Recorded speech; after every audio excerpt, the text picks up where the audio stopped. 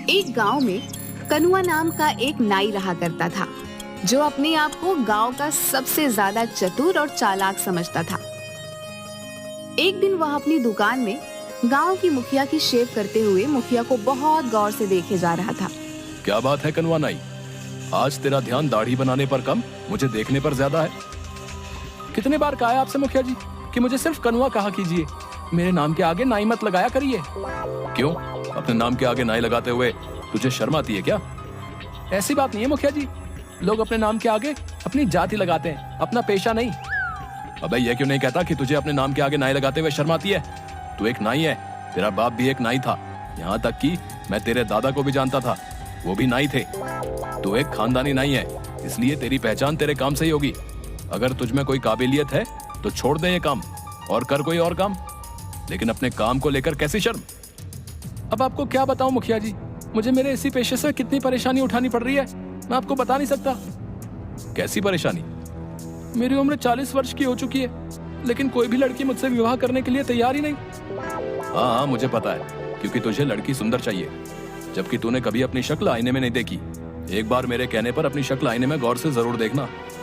शक्ल का मैं इतना भी बुरा नहीं हूँ मुखिया जी। अगर इतना बुरा नहीं है तो इतना अच्छा भी नहीं है। अब सीधे सीधे बता मुझे, इतनी गौर से क्यों देख रहा था? क्या कहना चाहता है? आपको कैसे पता कि मैं आपसे कुछ बातचीत करना चाहता हूँ? अरे जब अपनी आंखें पढ़ पढ़ कर मेरे चेहरे को इतनी गौर से देखेगा तो मुझे यही लगेगा ना कि तू कुछ कहना चाह रहा है, लेकिन कुछ कह नहीं पा रहा। अब जल्दी बता, क्या कहना चाहता है तू? मुखिया की बात सुनकर कनुआ हिम्मत करके मुखिया से बोला, वो बात ये थी मुखिया जी, अब कैसे बोलूं? अरे अपने मुंह से बोल। हाँ, मुंह से ही बोलूंगा मुखिया जी। आप भी मुखिया जी, आपकी बेटी नंदनी की अभी तक शादी नहीं हुई ना, वो भी लगभग 35 के आसपास ही है। आप अपनी बेटी की शादी मुझसे करा दीजिए। कनुआ की बात सुनकर मुखिया गुस्से से आग बबूला होकर उठकर खड़ा हो गया और उसने जोरदार थप्पड़ कनुआ के गाल पर जड़ दिया। तेरा दिमाग तो ठीक है कनुआ नाई, हैं? जानता भी है तू क्या बोल रहा है? तेरा बाप मेरे पिता का खास नहीं था, सिर्फ तेरे बाप का लिहाज करके तुझे सिर्फ एक थप्पड़ मारा है। अगर तेरी जगह कोई और ये बोलने की हिम्मत करता ना, तो मैं उसकी मार मार कर हड्डी पसली एक कर देता। तेरी हिम्मत कैसे हुई ये सब सोचने की? मैंने ऐसा क्या गलत कह दिया मुखिया जी? मैंने तो सिर्फ आपकी बेटी से शादी करने के लिए बोला है। अबे बेवकूफ, हैं? तू एक नाई है, नाई। तेरा और मेरी बेटी का रिश्ता नहीं हो सकता, असंभव है। मेरी बेटी के बारे में सोचने से पहले एक बार अपना पेशा तो देख लेता। और चल, एक बार को मैं तेरा पेशा भी भूल जाऊं, पर क्या तूने कभी आईने में अपनी शक्ल देखी है? हैं? किसी पुराने पेड़ का घटिया सड़ा हुआ आम दिखता है तू। इतना कहकर मुखिया गुस्से से बाहर चला गया। मुखिया की बात कनुआ को बिल्कुल भी पसंद नहीं आई। तू है मुझ पर। अरे अगर मैं नाई हूँ तो इसमें मेरी क्या गलती है? क्या मेरे कोई अरमान नहीं है? मेरे को सपने नहीं है?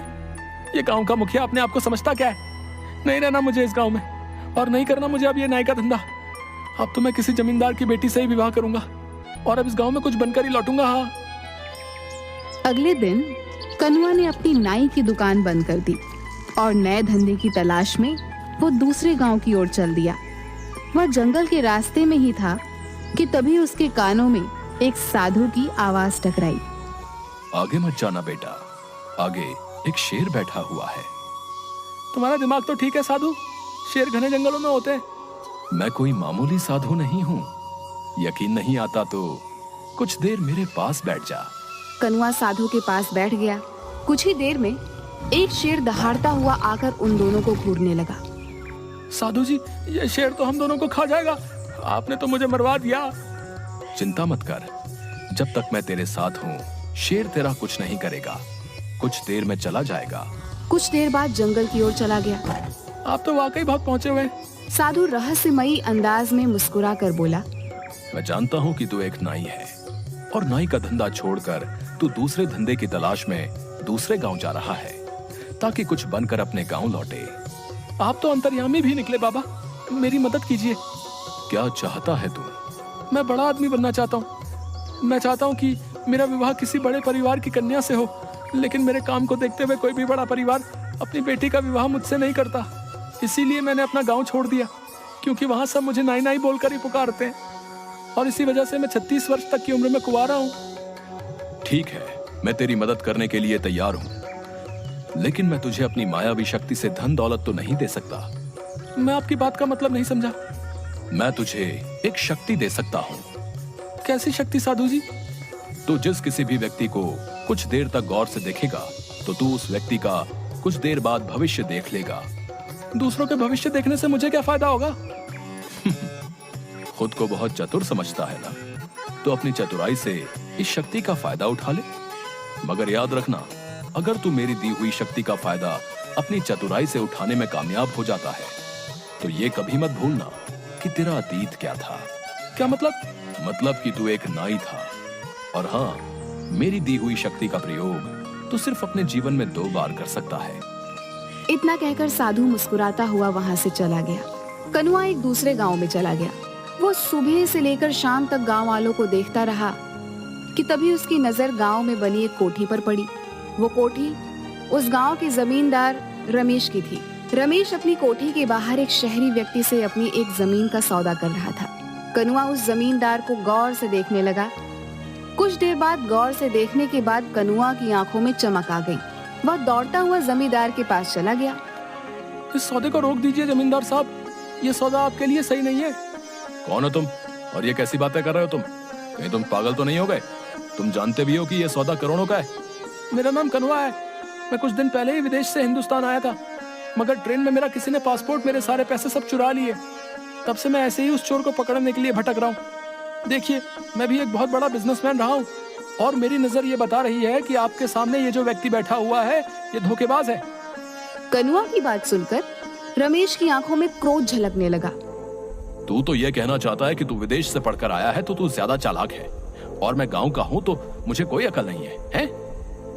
तभी रमेश की पत्नी अनीता अपने पति से बोली, अरे एक बार फोन करके पता करने में क्या हर्ज हो सकता है कि इसका अंदाजा सही हो। सोचिए, अगर इसकी बात कुछ प्रतिशत भी सही निकली तो आप तो सड़क पर आ जाएंगे। अपनी पत्नी की बात सुनकर रमेश सोच में पड़ गया। वह तुरंत फोन लगाकर किसी से बात करने लगा। अचानक रमेश के चेहरे पर गुस्सा झलकने लगा और जो व्यक्ति रमेश के सामने बैठा हुआ था वो वहां से भागने लगा। पकड़ो इसे, ये फ्रॉड है।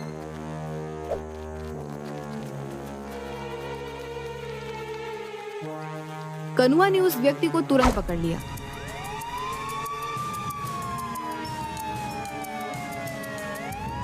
रमेश ने उस व्यक्ति को पकड़कर पुलिस के हवाले कर दिया।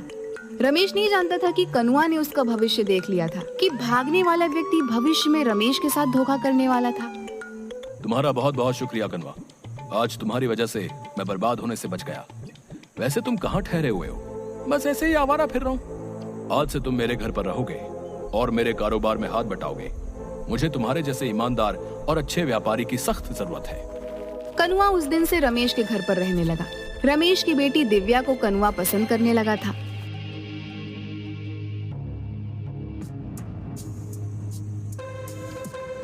एक दिन रमेश अपनी बेटी के साथ कार से शहर जा रहा था कि तभी कनुआ बोला, कहाँ जा रहे हैं आप? अभी कुछ देर पहले बताया तो था, मुझे शहर में कुछ काम है और इसी बहाने दिव्या को कुछ शॉपिंग भी करा दूंगा।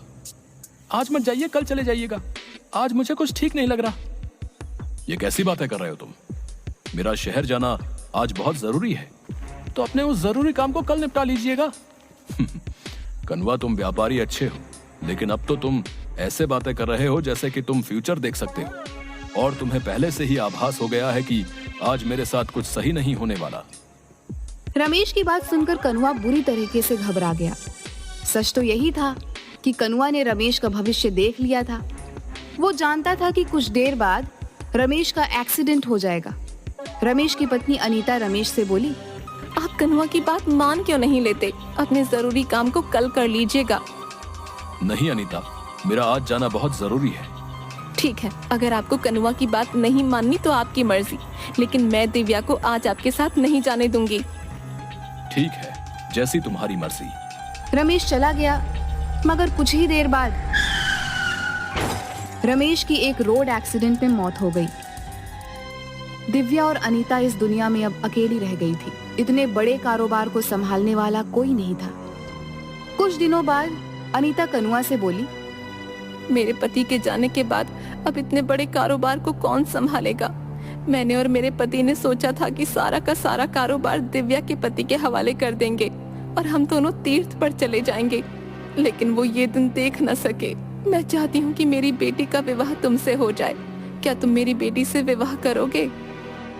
अनीता की बात सुनकर कनुआ के मन में लड्डू फूटने लगे। कनुआ यही तो चाहता था कि उसने तुरंत हामी भर दी और दूसरे दिन दिव्या और कनुआ का विवाह धूमधाम से हो गया। कनुआ रातों रात करोड़पति बन गया, लेकिन गांव वालों से मिले मान सम्मान की वजह से वो खुद को राजा समझने लगा। एक रोज रात के वक्त कनुआ अपनी पत्नी से बोला, देखो तुम मेरी पत्नी हो तो ये तुम्हारे लिए बहुत बड़ी खुशनसीबी की बात है। तुम्हें मेरी सेवा करनी चाहिए। मैं तो आपकी सेवा ही करती हूँ। देखो मैंने ही एक बार तुम्हारे पापा को बर्बाद होने से बचाया था। अगर मैं ऐसा नहीं करता तो वो उसी दिन सड़क पर आ जाते। अच्छा, मेरे पैरों में बहुत ज्यादा दर्द है, मेरे पैर दबा दो। कनुआ की बात सुनकर उसकी पत्नी उसके पैर दबाने लगी। कनुआ लगातार कई घंटों तक अपनी पत्नी से पैर दबाता रहा। थकान से जैसे ही उसकी पत्नी की आंख झपकी, कनुआ तुरंत बोला, जब तक मैं ना कहूँ तब तक तुम्हें रुकना नहीं है। हाँ, इसके बाद तुम्हें मेरा सर भी दबाना है।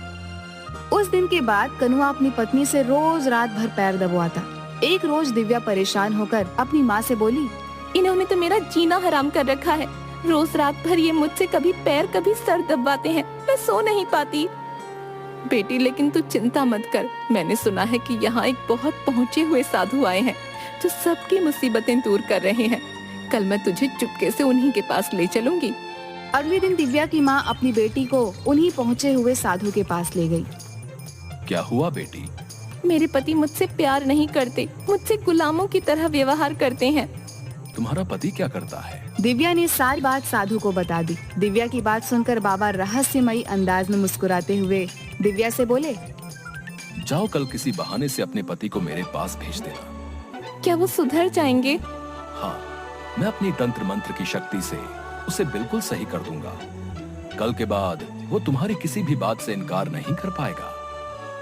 दिव्या और उसकी माँ खुश हो गई। अगले दिन दिव्या अपने पति से बोली, सुनिए जी, सुना है गांव में बहुत पहुँचे हुए ज्ञानी बाबा आए हैं, आप उनसे मिलकर क्यों नहीं आते? हाँ, मैंने भी सुना है कि गांव में कोई पहुंचा हुआ ज्ञानी बाबा आया है। गांव वाले तो पागल हो गए, पर मैं पागल नहीं हूँ। ऐसा नहीं कहते जी, क्यों ना आप उनसे एक बार मिल आते? तुम्हारा दिमाग तो ठीक है। उस बाबा को कनुआ जमींदार से उल्टा मिलने आना चाहिए। भला मैं वहाँ क्यों जाऊँ? मैं वहाँ पर नहीं जाऊँगा। दिव्या मुंह लटकाकर फिर से साधु के पास चली गई। बाबा वो तो आने को तैयार ही नहीं, वो तो उल्टा मुझसे ये कह रहे हैं कि आपको उनसे मिलने जाना चाहिए। दिव्या की बात सुनकर साधु फिर से मुस्कुराता हुआ बोला, तो किसी बहाने से अपनी माँ के साथ कुछ देर के लिए दोपहर के वक्त यहाँ पर आ जाना। तुम्हारी गैर मौजूदगी में मैं तुम्हारे घर पर जाकर तुम्हारे पति का तंत्र मंत्र से सही से इलाज कर दूंगा। दिव्या कहाँ हो तुम? तभी कोई जोर जोर से दरवाजा पीटने लगा। अब ये दरवाजा भी मुझे खुद ही खोलना पड़ेगा। बताओ कैसे दिन आ गए हैं। अब दरवाजा खोलने भी मैं स्वयं ही जाऊं। इतना बोलकर कनुआ ने दरवाजा खोल दिया, मगर सामने का नजारा देखकर तो वह बुरी तरीके से डर गया। उसके सामने उसके पुराने गांव का मुखिया खड़ा था, जो तुरंत अंदर आ गया। मुखिया जी, आप अच्छा, तो तू नाईगिरी छोड़कर यहाँ जमींदार बना बैठा है? अगर मैं तेरी पत्नी और गांव वालों को बता दूं कि तूने कभी विदेश की शक्ल नक्शे में भी नहीं देखी, बल्कि तू एक नाई है, तो कभी सोचा है ये गांव वाले तेरे साथ क्या करेंगे? तेरी मार मार कर हालत खराब कर देंगे और तुझे इन लोगों के साथ फ्रॉड करने के जुर्म में जेल हो जाएगी। सोच, तेरी पत्नी की नजरों में तेरी क्या इज्जत रह जाएगी। मुखिया जी, मैंने आपका क्या बिगाड़ा है? आप भला ये किसी को क्यों बताएंगे? तेरी पत्नी दिव्या मेरी दूर की रिश्तेदार है। क्या? और सुन कनुआ, तेरी पत्नी को मैंने सब बता दिया है। वो बेचारी तेरे आतंक से बेहद परेशान हो चुकी थी। मुझसे उसका दुख देखा नहीं गया। ये आपने क्या किया मुखिया जी? वो गांव में अब सबको बता देगी, मैं बर्बाद हो जाऊंगा। नहीं, मैंने उसे मना कर दिया है कि ये राज वो किसी को नहीं बताएगी, लेकिन उसने एक शर्त रखी है। कैसी शर्त? यही कि आज के बाद तू उसका हर काम करेगा, यहाँ तक कि तू उसके पैर भी दबाएगा। एक जिम्मेदार पति की तरह उसे पत्नी का दर्जा देगा, ना कि उसके साथ गुलामों की तरह व्यवहार करेगा। मुझे मंजूर है। ठीक है। इतना बोलकर मुखिया वहां से चला गया, मगर बाहर आते ही मुखिया साधु में परिवर्तित हो गया और सीधा दिव्या के पास जाकर बोला, जाओ, मैंने तुम्हारे पति को सुधार दिया है। दिव्या खुश होती हुई वहाँ से चली गई। उसने घर जाकर देखा कि कनुआ डरा हुआ दिव्या की ओर देख रहा था। अरे तुम आ गई प्रिया, थक गई होगी। लाओ मैं तुम्हारे पैर दबा दूं, लाओ लाओ। उस दिन के बाद से कनुआ नाई की सारी चतुराई धरी की धरी रह गई।